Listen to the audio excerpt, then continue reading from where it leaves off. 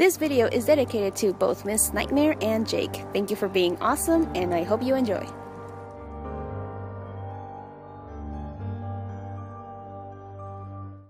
Greetings everyone, my name is Gutslove, and welcome to a special episode in this wondrous month of terror.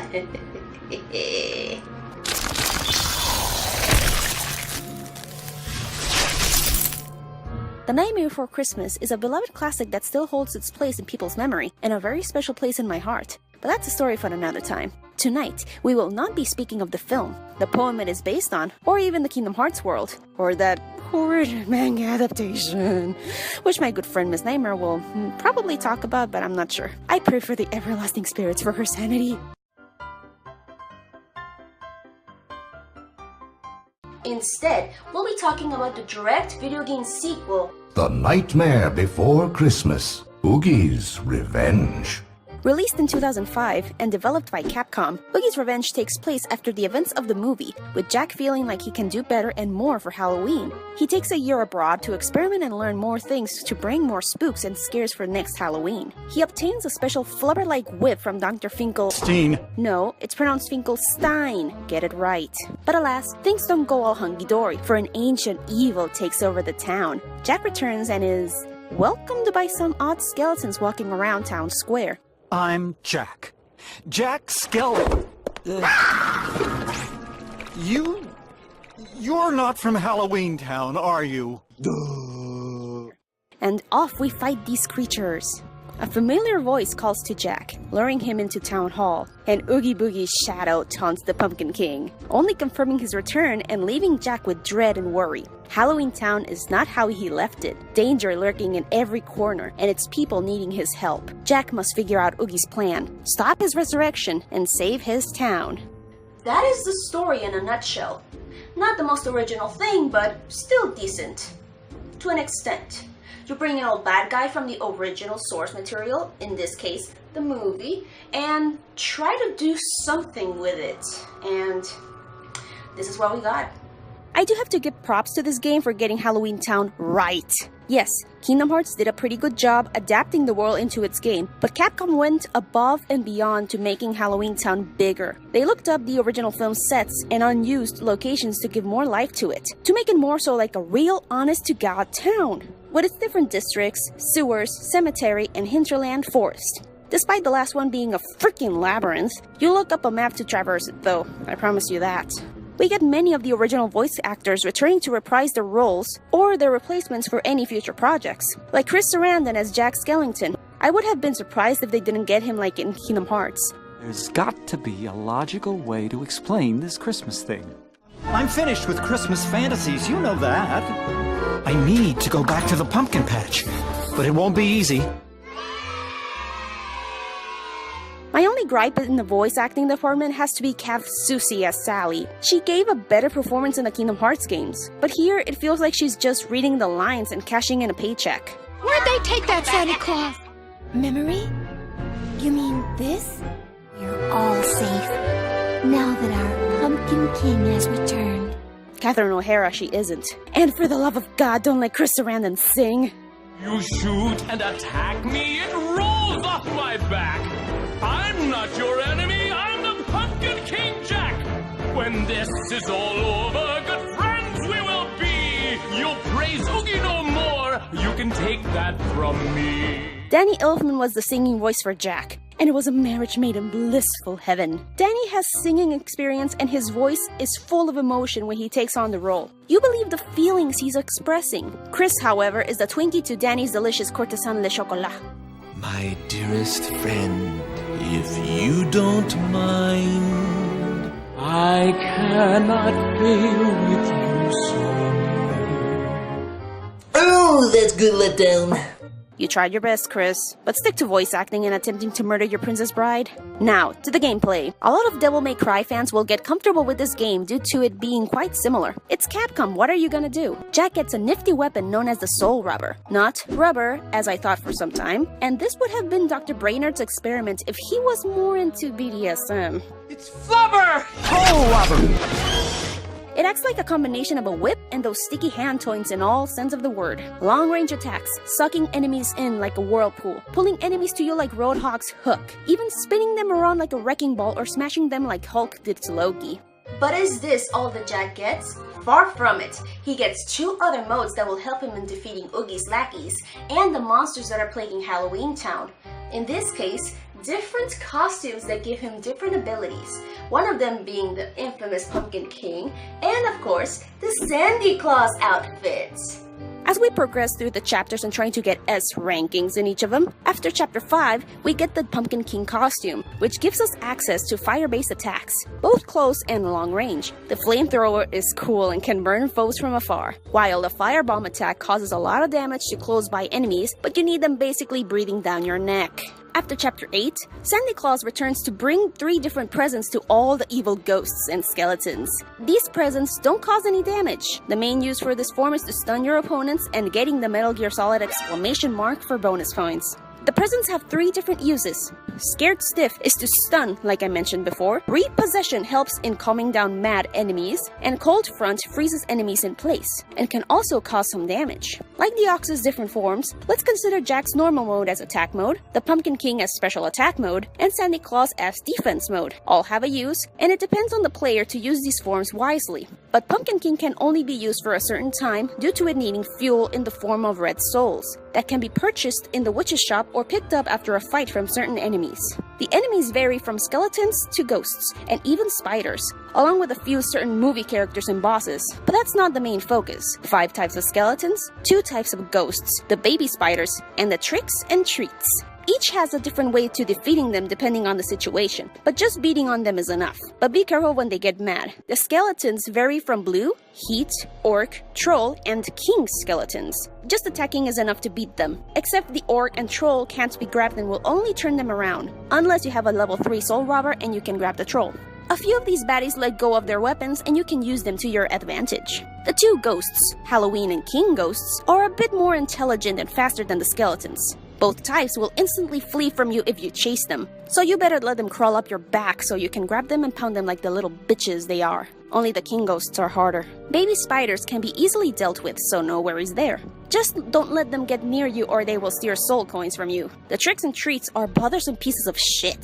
Even if one of them is the infamous gift from the movie, they are just as cowardly as the ghosts, running away from you and dropping traps to cause damage while saying trick and treat, which is cute. Each of these enemies drops souls, which is the currency in this world. Soul coins can be used to buy red souls from the Pumpkin King costume and a few upgrades like health and boosts for the soul robber. But fighting off enemies isn't the only way of beating them. When you fight bosses, both the boss and the enemies drop musical notes, which if you gather enough, you enter dance mode, a rhythm-style shift in gameplay when you press a specific button inside a little square, and you better have the background music on. Depending on which part of the song you're in, Jack will have a dance-off with the boss and Shuri can throw the musical notes at the boss. Also, depending on how well you do in this segment, Jack gets can-can dancing skeletons. They do nothing but just make Jack look like a fucking pimp. There is one thing about the fighting that does end up driving me up the wall. Every time you enter a fight, a song will always play in the background, and I mean in every single fight. You get to hear This Is Halloween the most, a slightly different version of Kidnap the Sandy Claus with Oogie's voice, an original song for the Doctor, different lyrics for Sally's song when fighting the spider, and you get the gist. Some of the bosses you get to beat up besides different versions of Oogie Boogie range between a fucking spider, Boogie's voice, big-ass ice and fire skeletons, a nightmare train, and Dr. Finkelstein. Wrong! Dr. Finkelstein, not Steen. Not even Kingdom Hearts made such a big mistake. Dishonor on you? Dishonor on your cow? This game isn't without its flaws. Like Jack's running with those long legs, he should be running laps around Halloween Town. Even when doing the dodge, jump, slide, and spin. Yes, he does that. Yeah. It's faster than when he's running. There's a problem there and it bothers me. Also, having every chapter end with a report card to see how well you did really irritated me as a kid. I wasn't a pro in gaming or anything, but I wanted to play the game as a game, having fun and shit. But showing how badly I did in a chapter made me want to punch a pumpkin off season. And the fucking camera. Epic Mickey had this problem as well. The camera would either get stuck or not show off enough of my surroundings that I'd miss either a very obvious pathway or lead me to believe that there was a hidden area for me to get extra goodies. Why couldn't we get cameras like in Kingdom Hearts or something? Some segments of the game has weird voice acting on Chris Sarandon's behalf. The main gate can't be opened. Do you know why? I'm going to save everyone and return Halloween Town back to how it was. Are you all right, Sally? Thanks, Sally. I'm glad you're safe. Oh, well... Couldn't you have done a double take or something? Dr. Jekyll appearing in certain areas for me to save my progress, and having me repeat word for word what he says before letting you save. Don't forget. Save it now, or risk doing it again. What if I have a freaking blackout? It'll be thanks to you that I couldn't save on time. The hinterlands not being that easy to navigate. I know it's a forest and people can easily get lost in them, but this is impossible. Even back when I first played it, I knew beforehand that I needed a guide to get through it and not lose my mind. Not to mention Jack's facial animation. It feels so restricted compared to how Disney and Square animated his face in Kingdom Hearts, which they made utterly beautiful in Kingdom Hearts 2. Just look at this. You stole the presents, didn't you? It's time you three learned all games must come to an end. Oh, Sandy, you don't think it was me? But I'm here to rescue the doctor from Oogie. I wanted to talk to you about Christmas first. It'll have to wait. Compare Capcom and Square and you'll easily choose Square to get freaking honors at animation school. And that Take Our Town Back song, who wrote that crap? Take our town back, we can win. We were deceived, and now it's time to set things right. We'll see Oogie fall. Whoever wrote that trash better have been fired because it is bad. The same goes to whoever rewrote Sally's song and whoever toned What's This to Oh No for the game. I'm not a songwriter, nor have any songwriting experience, but those are just... If Danny Elfman were dead, he'd be rolling in his grave. Well, he'd still be rolling and groaning after composing the music for 50 Shades. Why? There's still good things about this game. I already gushed out over how incredible it looks. Straight out of the movie, we get many of the locations and areas to make it feel huge. Jess Harnell voicing the Doctor is pretty neat. The different costumes beside Pumpkin King and Santa Claus. You can only get these depending on what overall rating you get on all chapters. They have no perks or use whatsoever than to have Jack fight like a freaking pimp and dress like it, or see him roam around in his pajamas. It's pretty hilarious.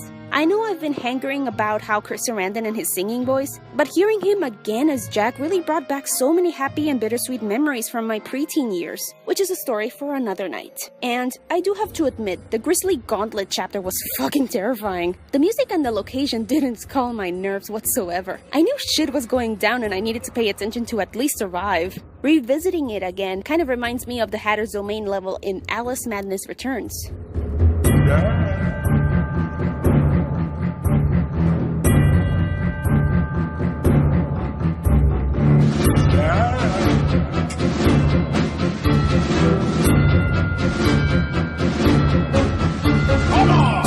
The many callbacks to the movie and being able to beat the living crap out of Oogie Boogie, especially on my nostalgic part, he was such a bastard and it made me freaking squee in glee. More so than in Kingdom Hearts. We're entering spoiler territory now, so if you don't want to get spoiled about this game's ending, please skip to the time frame below.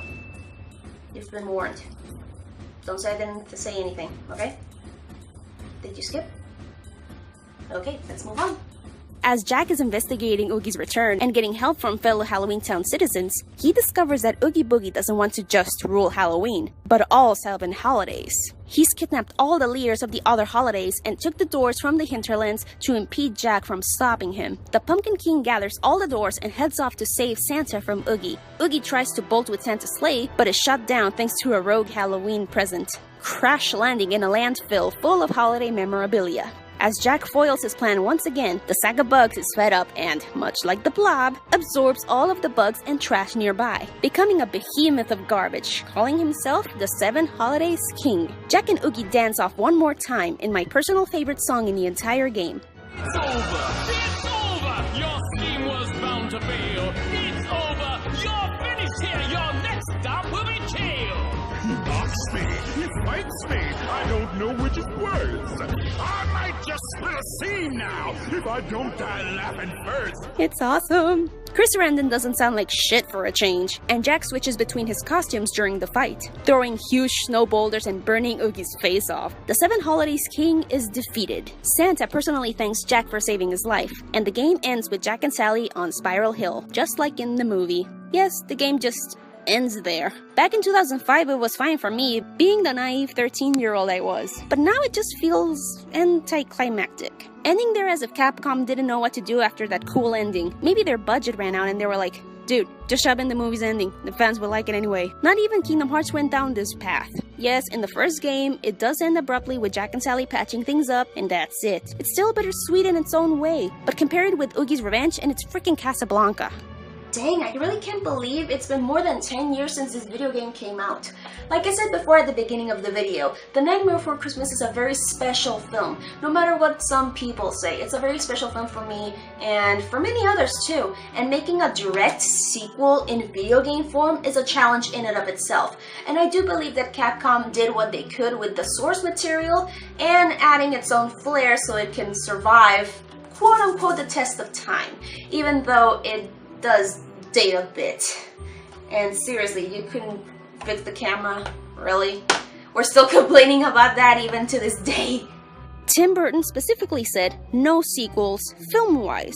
So making a sequel from a game is a good loophole, along with a prequel from the Game Boy Advance under Buena Vista Games. I know Capcom did its best with what they had and what they could work with, so if I have to give this game a rating or a grade, it would be a 7 out of 10. And that's me being nice. It's an okay game, maybe 2 playthroughs or 3 if you want to go full S rankings, but it does have its problems. Might be the orange-colored glasses of nostalgia talking, or my 15-year love for the movie. I don't know. And that was The Nightmare Before Christmas, Oogie's Revenge.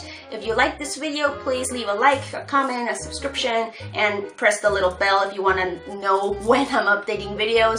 There's a big project coming in this November, so if you're interested, press that little bell. Come on, you can do it. YouTube is weird. Any updates on future videos, Twitter is the way to go. Even though I do have a Facebook, it's sort of abandoned by this point. Even though a lot of people don't have Twitters and I have to have a Facebook, I need to keep an eye on it more often.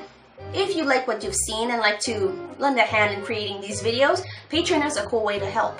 Thank you all so much for watching, and please stay safe this upcoming Hallows Eve.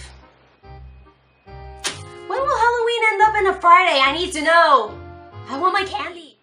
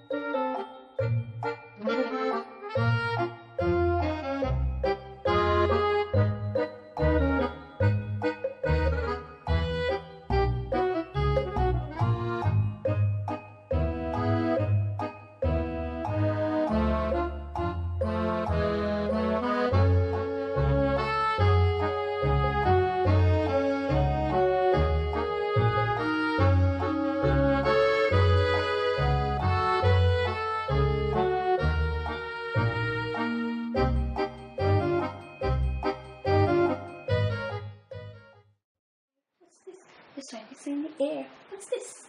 What's this? Ah! Will people get what I'm dressed up as? I don't know. I am Tamatoa! Disney, make more of these. Come on, there's been like 20 in existence.